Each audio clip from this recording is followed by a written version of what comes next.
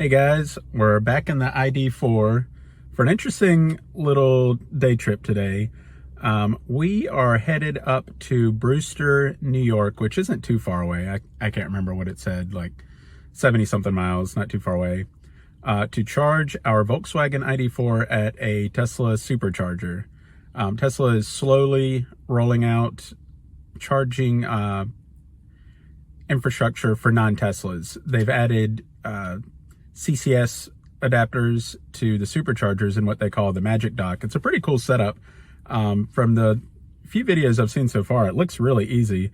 So we're going to go test it out and see if we can charge this Volkswagen at a Tesla supercharger, which would be pretty awesome.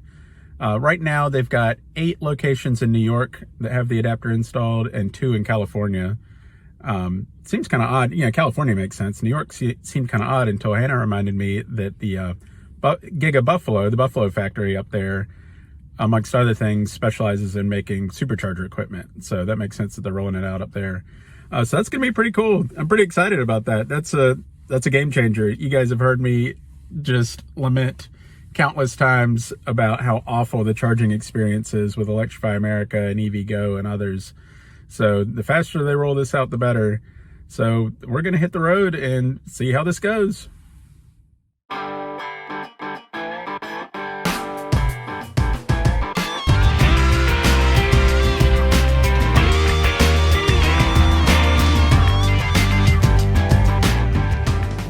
So this is pretty exciting. This is a really big deal. What Tesla's doing, opening up their supercharger network to everybody. And I was thinking about this. The number one, in my opinion, the number one roadblock for mass adoption for people going electric, at least this is the thing I hear the most over anything else, is, but where will I charge? And it's kind of frustrating because, first of all, nobody thinks about charging at home because you're used to refueling your gas car out and about at gas stations. So you're in that mindset of, I have to go somewhere to fill up. But first of all, you normally charge at home. But not everybody has that ability. You know, if you live in an apartment or you just don't have an outlet outside. So this removes that roadblock. You know, once Tesla really, really rolls this out, it's only in about 10 locations right now. But once they really roll it out, that's going to chip away at that excuse of, but where will I charge? Because there's Tesla superchargers everywhere. I mean, right now they're all over the place, and I've read that they plan to double the supercharger count in the next 18 months, which is an incredible number of superchargers. So they're going to be all over the place. And once those open up to non-Teslas, you've got a lot of options. So it really, really, as good as mainstream adoption of EVs is going now, the ball is going to really get going fast once that happens. Because there's other excuses, but the main thing that I hear over and over again is, but where will I charge?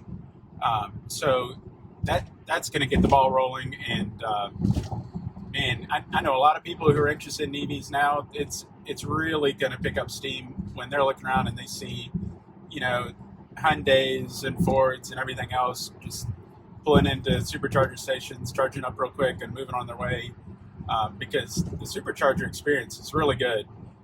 First of all, knock on wood, they always work. They always work. Meanwhile, half the Electrify Americas are down. EVgo is iffy at best. ChargePoint's okay, but this Tesla superchargers always work. And it's just, for a Tesla owner, you just plug in, you don't have to do anything. But even for a non-Tesla owner, it's pretty effortless on the app to get it started. So it's just a really nice experience. If Tesla rolls this out quickly, I don't know what the heck the future holds for Electrify America and all these others. I know they're getting a ton of funding from the government, but who's going to use them when you've got the superchargers available? But anyways, that's a different story. The more the better. Hopefully just everybody will build out stations. Tesla will continue retrofitting, and EVgo and ChargePoint and Electrify America, all these guys will really step up their game. But yeah, I'm excited about what this will do for EV adoption. And for just the user experience of non-Tesla owners. We've got our ID.4 and we love it, But a big drawback is the charging experience is not good. I mean, we're just sweating bullets when we go down to North Carolina from New Jersey because we're just wondering, are the chargers going to be working? There's probably only going to be a couple working, and there might be a line. So the charging experience for non-Tesla owners will be so much better. And another thing I was thinking about, this is not the most important thing, but I as a Tesla fan and just proponent of the company, this is really good for Tesla. Just speaking from a business standpoint, this opens up a huge revenue and profit driver for them. My goodness, I mean, imagine in the early days of the automobile, you had a near monopoly on gas stations. I mean, that's really what this is going to come down to. If they're able to roll this out quickly, which I think they probably will, it doesn't look like anything that's too labor intensive to retrofit these things. I think once they know these are up and running really well, they're going to roll them out quick across the country. And the sheer number of Tesla superchargers versus all the other guys is staggering. And I guess this is maybe just me speaking personally, but I'm never going to go to an Electrify America if there's a supercharger available that I can charge this at. So really, in earlier days, I thought, okay, the supercharger was kind of a moat for Tesla. Like, it was a competitive advantage, and keeping it to themselves drives more people to buying Teslas. But thinking logically and realistically, it makes way more sense to open it up to everybody. More EVs is better for Tesla, because the more that mainstream America gets on board with EVs, the more people are going to look at buying Teslas. And like I said, it's a huge profit driver for them. So as a Tesla owner, selfishly, I'm kind of like, just keep it to Teslas. We don't want these stations getting overcrowded. But that quickly gives way to the more realistic and logical and rational thought of, no, we need to drive EV adoption. We need to get everybody on board. So I'm really glad that they're doing this. It's the right move.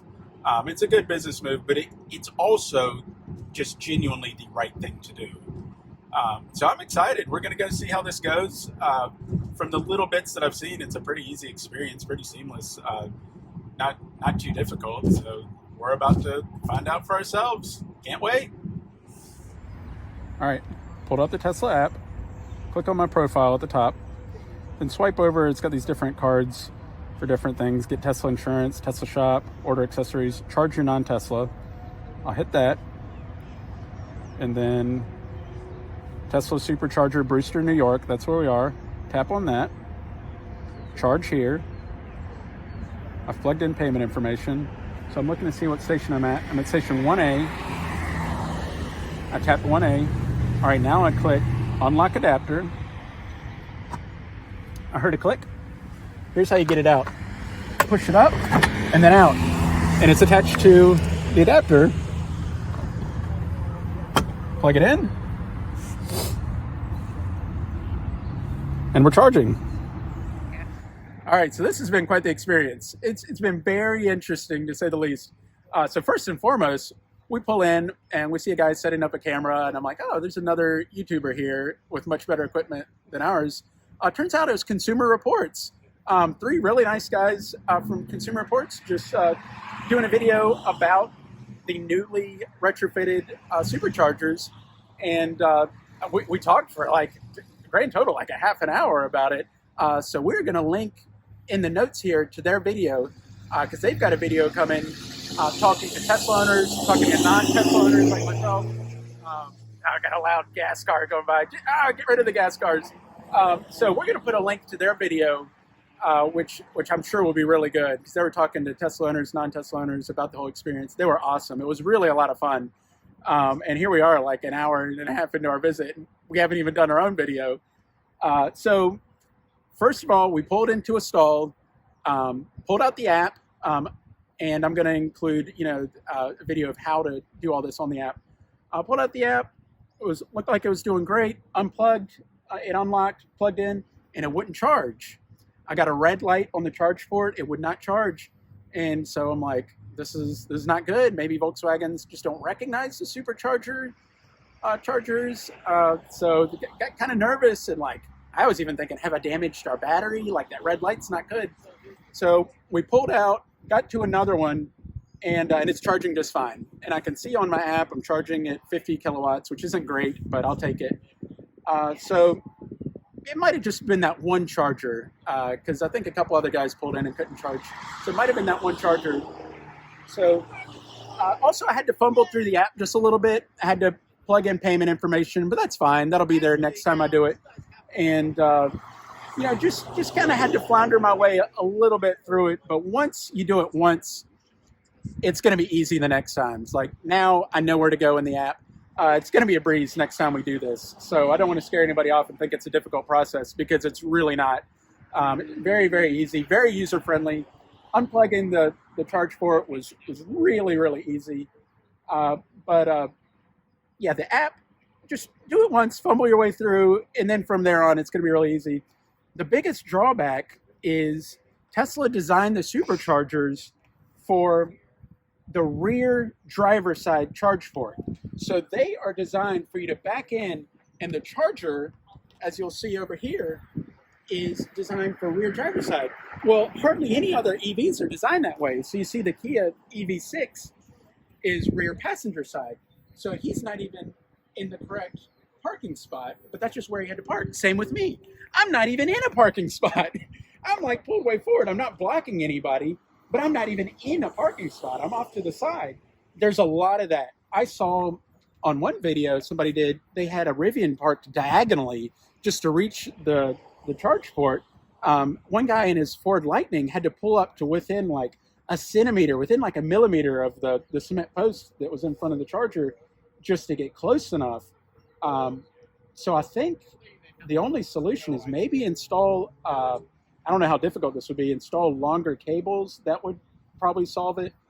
But until that gets rectified, that's going to be a headache, because you even get just a couple non-Teslas in here and you're taking up twice the parking spots. So that's going to be a headache. We're in the early stages of this rollout. There's only 10 total supercharger stations that have this retrofit. So they've done a great job. The design is amazing. I originally, when they said they were going to open up the charging network to non-EVs, I'm like, how are you going to do that? Are you going to have one plug for Teslas and then a separate plug for non-Teslas? Like, that seems really difficult to retrofit. So what they did was a brilliant design. I mean, I should have known it would be. They've got great engineers. Really, really easy. I would advise you, please watch the video on Consumer Reports that we're going to link to, so you can see the whole experience, see the positives, the negatives, and that'll give you a good idea of what to expect. My final thoughts: it's really, really exciting for EV adoption in general. It's exciting for non-Tesla owners, but there's still some kinks to work out, and I think they will be. I think longer cables will solve it. Also, there's going to be way more people coming to these charger stations, so they just need to install more of them, which, as I said earlier, I'm quite certain they are. They're rolling out supercharger stations at a just crazy pace. But yeah, we're pretty excited about this. I can't believe I'm charging a Volkswagen at a Tesla supercharger. This is awesome. Pretty excited about it. So we're going to finish up here and hit the road. Again, please check out, they basically did our job for us. Check out that Consumer Reports video, because they got footage of me plugging in and fumbling through the app. They got the good along with the bad. So that'll be a good overview of what to expect. But just generally speaking, this is exciting, and I'm looking forward to more of this. And hopefully there'll be more Tesla charging in the future, and we'll see you guys on the next electric adventure. Oh, easy peasy. Back in it goes.